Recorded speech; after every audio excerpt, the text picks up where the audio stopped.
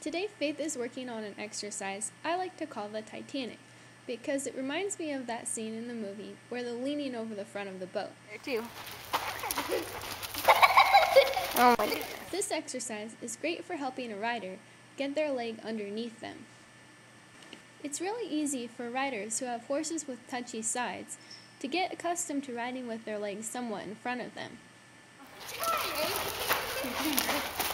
The Titanic both desensitizes the horse's flanks and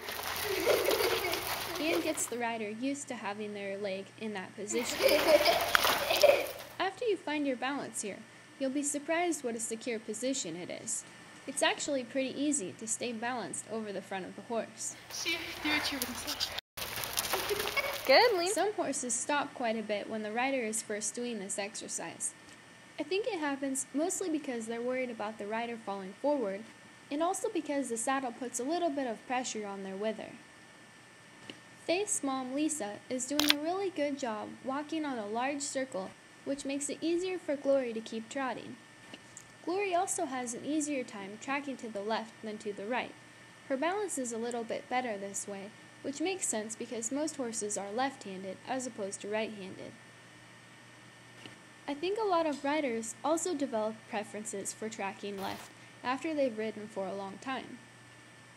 They too seem to have better balance going to the left, which is only logical as the rider's body surely develops over time to fit better with the horse's body. Now Faith is posting around the circle, drawing letters in the air as I shout them out.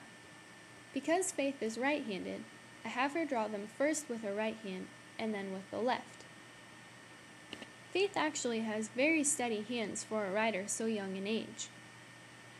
Most riders have very obvious differences in their ability to draw fluid letters with their dominant hand as opposed to their non-dominant hand.